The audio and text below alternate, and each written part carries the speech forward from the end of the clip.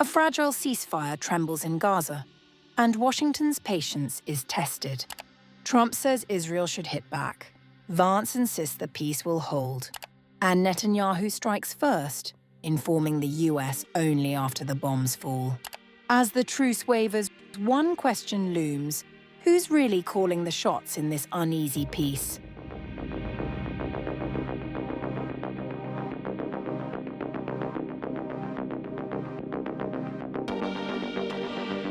Trump has reaffirmed that the ceasefire in Gaza will stand firm and that nothing will put it at risk.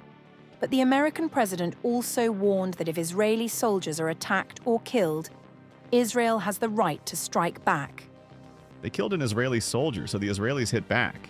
And they should hit back. Trump's comments came after an exchange of fire between Israel and Hamas, as both sides accused each other of violating the fragile truce. Speaking aboard Air Force One, Trump described Hamas as a small part of Middle East peace and said it must behave to avoid consequences. Hamas is a very small part of peace in the Middle East, and they have to behave. They said they would be good, and if they're good, they're going to be happy, and if they're not good, they're going to be terminated. The ceasefire, brokered earlier this month through US envoys Steve Witkoff and Jared Kushner in Egypt, included provisions for hostages, prisoner swaps, and humanitarian aid. Trump also claimed that other nations, including Japan, have expressed interest in helping stabilize Gaza once the agreement holds.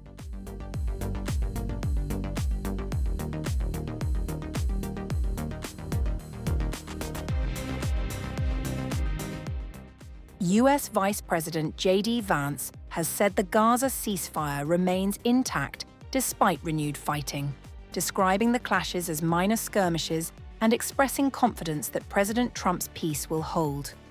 His comments came after Israel launched airstrikes on Gaza in response to an attack on soldiers in Rafah, which Hamas denied responsibility for.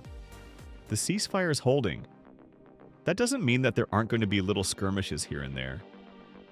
We know that Hamas or somebody else within Gaza attacked an IDF soldier.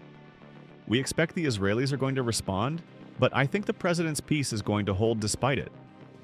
Tensions have escalated over the handling of hostages remains. Israel accused Hamas of staging a fake recovery of a soldier's body in front of the Red Cross, prompting a rare statement from the organization condemning the act as unacceptable. The Red Cross said it had acted in good faith as a neutral intermediary.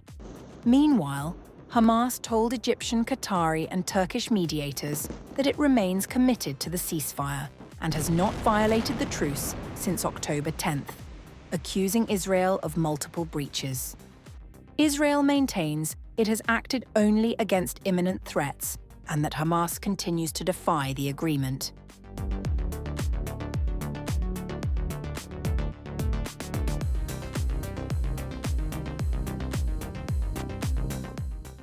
Meanwhile, Israeli Prime Minister Benjamin Netanyahu's office said Israel informed the Trump administration of its decision to strike Gaza City only after he ordered the attacks in response to Hamas ceasefire violations.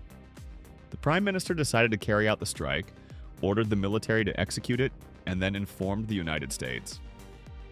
A US official and an Israeli official told the Times of Israel that Jerusalem updated Washington after the decision was made, but before the strikes took place. Earlier, Channel 12 News reported that even before the incident in Rafah, discussions were held between the Prime Minister's office and the White House on how to respond to Hamas's failure to return the bodies of deceased hostages still held in Gaza. Netanyahu initially hesitated to authorize a military response in Gaza over the violations due to resistance from the US, but chose to do so after the attack on troops in Rafah. Hours before the Rafah attack, Netanyahu had been seeking a green light from Trump for a military response to Hamas, but had not received one before the incident occurred.